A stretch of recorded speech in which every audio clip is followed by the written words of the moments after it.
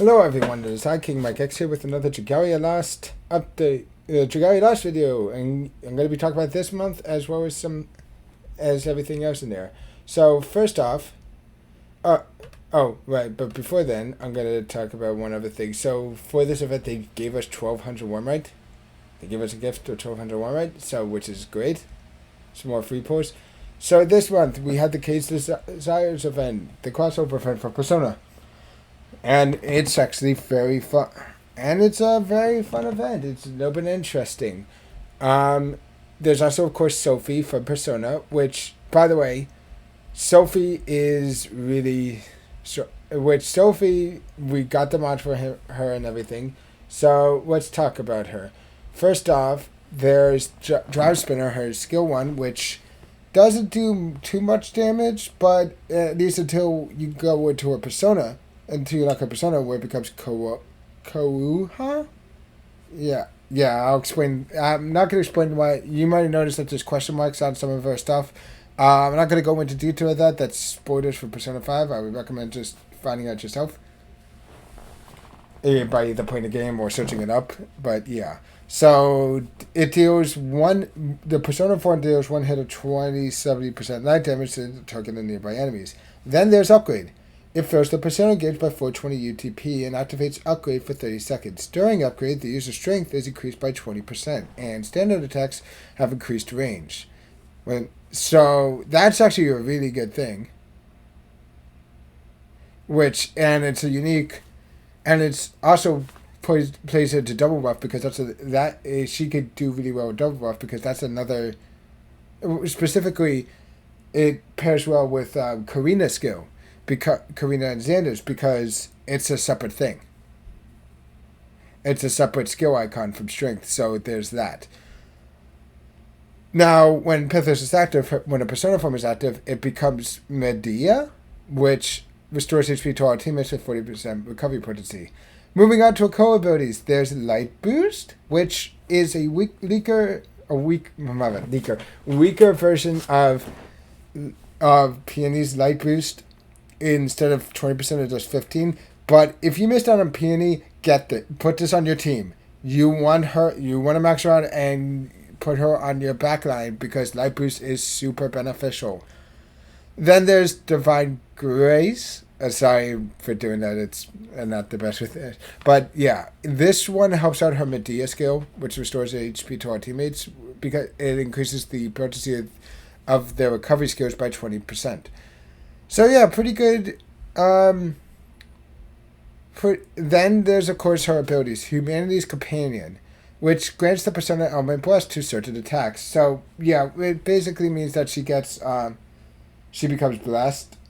Blessed is like the light element from Persona. Also grants the user a Persona gauge and changes the shapeshift button into Persona button. Which, by the way, Quite did a video on Sophie. In Tartarus, which she is very beneficial because since her Persona's unique transformation, it doesn't get immediately deleted by the attacks that eliminate Dragon. She will stay in there no matter what, even if she gets hit. Then also, if you're doing Expert or Standard, that other attack that Tartarus has, takes a lot. I'm forgetting the name of it. It's the one that does a lot of damage. Or the one that weakens your attack. My bad. The one that weakens your attack. This also won't. This doesn't affect. Basically, that makes you immune to it as well. So, this is Sophie is very. Right, and then there's also Curse Res 100% and HP 70 equals critical rate, where she gets a 10% critical rate buff when HP is 70% or above. Then there's of course delayed combo. Her combo is unique. It's a 6-hit combo, but there's a standard version and a delayed one. This is the standard version, but yeah, you could cancelable into delayed combo 2 after 0.33 seconds. This is her thing. You wait until there's like a blue. You'll hear a noise and you see like a blue flicker. That tells you you're going to go to the delayed hit and delayed combo. and you could switch between both of them. But you have to time. You have to. Here's the thing: you have to time it to get the full delay combo. Because if you do a delay 2 and then do it too fast for the blue glint to appear, then you'll just get the standard version. But yeah, and then she's got a unique force strike, which is the mana caster, and hers is it does 3 initial hits, then it bursts and creates 6 initial hits while finally dispersing and doing the last initial when it last explodes. Then there's, of course, her... Oh, and also when Pithos is active, for first strike and dash attack of different damage multipliers. Also, Pithos will make an attack with that much damage. So overall, she's an okay unit. She's actually kind of good.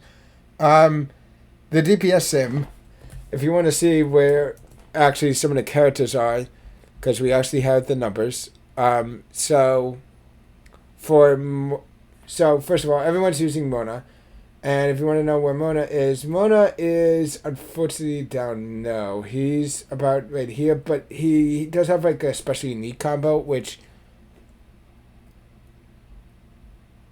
Yeah, okay, it's not showing it off, but just to show you... it's I'm guessing the reason why is because it's RNG. Yeah, RNG combo. Yeah, you could see it's random. See? So at most it could do up. It could get close to say. It could go. So he's somewhere around this range, being about around. Which is still pretty okay, but yeah, get Mona for his co ability. It's co ability. It's very useful. And as for Sophie, yeah, she's done here. Still need to fix this because there's no way that Cowpunch should be done this though. And Shadow, Joker is right down there, which may seem low, but yeah. He's got team boost, which buffs him up considerably. He's got team buffing skills. So there's that. Now, moving on. Yeah, the event is actually pretty fun. The boss, which looks a lot like Thanatos and Hypnos, a recoloring of those two. Or a remodel of those two, it's like a power swap. Is actually very different because there's no parts to break. Instead, it's basically the persona thing. You want to have someone in your persona element. And then, of course, there's the all-out attack. Which, by the way, I feel like Expert is going to be... I feel like some of the other stuff, like, when we get to the Omega stuff, is going to be really a pain in the butt from what people are telling me. Because apparently, there's an attack that he has. That the boss has. That does more damage. That essentially is... He summons... The boss summons 4 orbs. And you have to do like 20 hits for each orb. But while you're doing that, you have these... You have red and purple attacks raining down on you. And if you get hit, you're basically comboed until you potentially die. Yeah, it's a really pain in the butt. Which hopefully... Yeah, it could be a real pain in the butt. But that's if you take too long. No one has gotten to that point because they ended kind of quickly. But yeah, you have to be careful. But then again, this is one of the fights that are... So you want to have knockback resistance and potentially also a character with range that can... I feel like God actually is going to be useful for this fight. Yeah, so it also talks about Joker and Mona and the Dragon Arsene in the Summon Showcase. Yeah. Joker and Mona each expand their persona gauge to call upon their very own persona. Arsene and Zoro respectively to fight at their side. Arsene also makes an appearance as a dragon who can be equipped by other adventurers. Adventurers other than Joker can shapeshift into Arsene by throwing the dragon gauge as normal. So yeah. Then of course there's the next summon showcase, which will have Panther.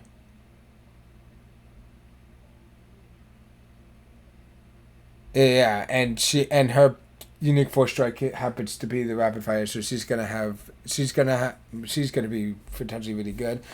The Cage Desire event includes many ways for players to earn items that power out their team. You can earn insignias used to craft weapons and upgrade facilities, and from boss battle and raid events, you can get orbs and skills used to earn by adventurers mana circles. What's more, Champion's Testaments used to earn by mana circles, and Damascus Ingots used to earn by 5-star weapons are available from the treasure trade. Yeah, there's a lot of stuff. So there's of course other stickers, other worm prints, which they're not showing them all off, but yeah. Then there's of course, yeah, talk about a meal. It ends on 2/12. It ends on February 12th at 1. But yeah, moving on. Plans for this month. Oh boy. A Valentine's themed onslaught event will be held in mid-February. Who better to celebrate this day of romance than Nuka's longtime admirer Chelsea? I hope you're looking forward to a new version of this last longing for love in another episode in her seemingly never-ending saga to capture Luca's heart. Yay! We're getting that. Yay! Sweet. Which Quite, by the way, talked about. Quite also tweeted about this, saying like, yeah, we're getting a Valentine's art, so for Chelsea, hopefully it's going to be really good. But I'm wondering what she's going to be. She could be Flame or Shadow, it looks like. Oh boy, great. That's another Shadow. Do we actually need more Shadow terms, honestly? We want other ones. But they could surprise us and they just say like, oh, she's light. Anyway, there's also a Waltz with Fate Raid event where we make a return in mid-February. So we're getting both an Onslaught and a Waltz with Fate. So yeah, you get Felicia and Phantom as well. If the chance to get Felicia and Phantom. And starting with part 1 of chapter 18, one half of each main campaign chapter will be added each month. The first half, part 1 of chapter 18, will be added in late February. Our heroes will have their sights set on the Fairy Kingdom, but will they be able to navigate the Forest of the Fairies? A Time Attack Rankings event will be held in late February. This time you'll face lighted team foes. Oh boy. I'm wondering what the teams are going to be, but I'll be ready this time.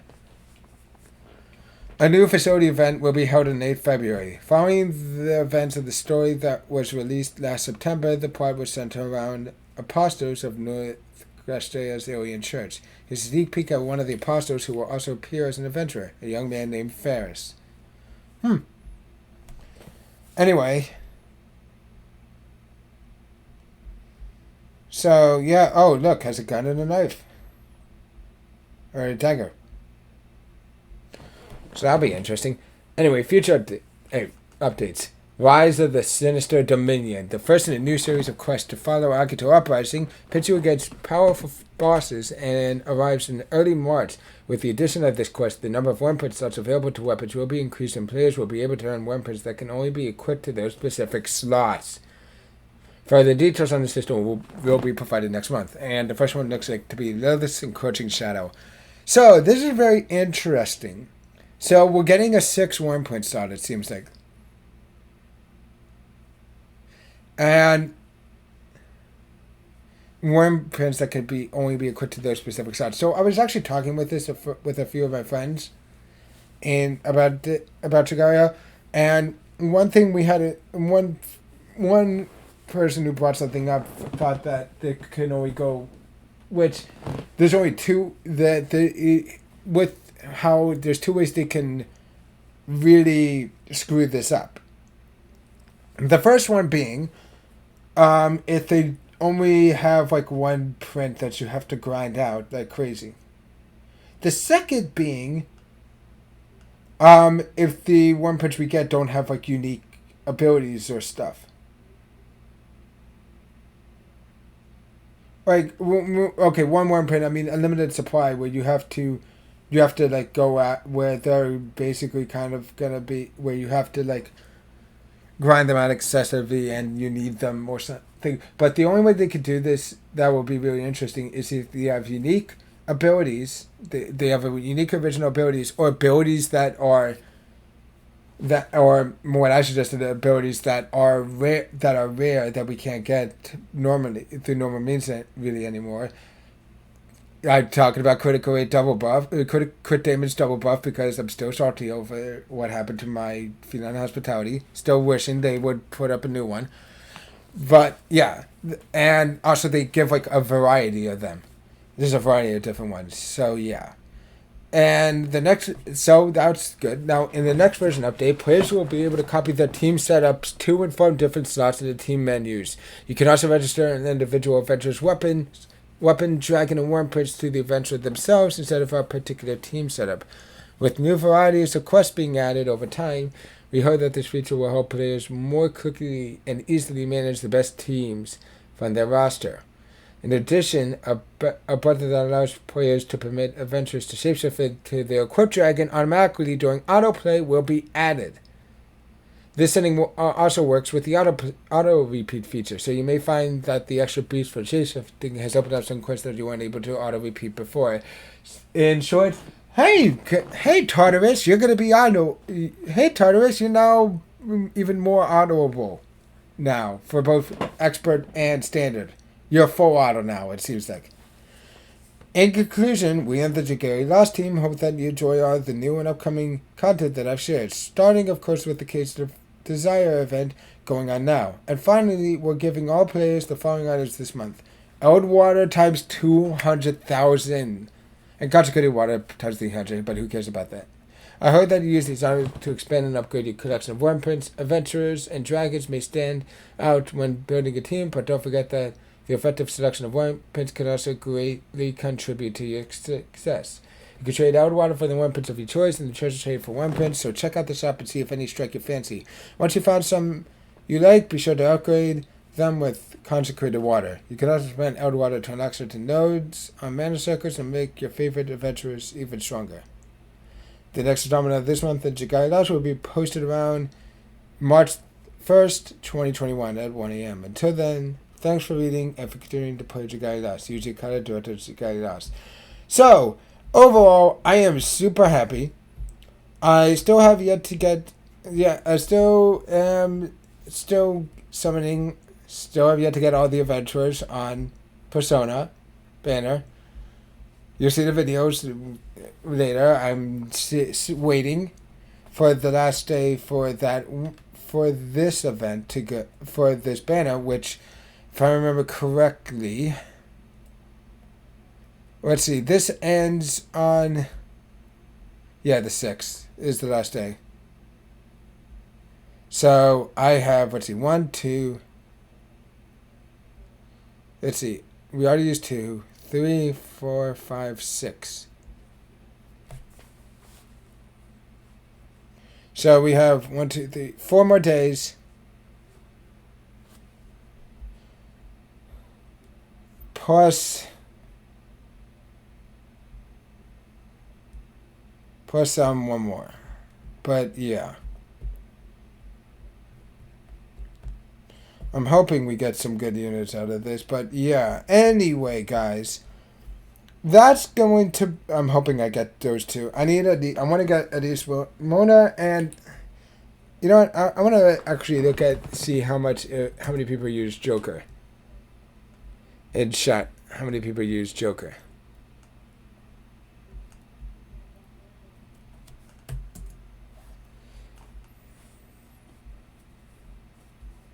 Specifically in Shadow, because Shadow, let's see. Okay, so Shell uses it.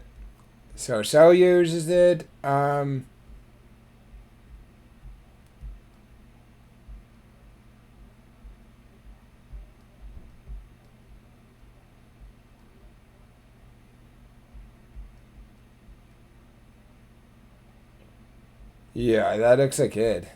That's actually astounding. But then again, it's not that high. But let's look at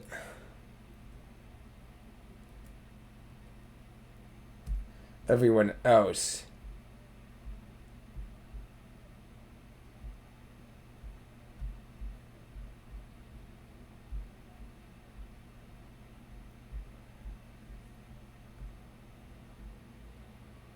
Yeah, it doesn't look like it. So Joker doesn't really have much use, it seems like.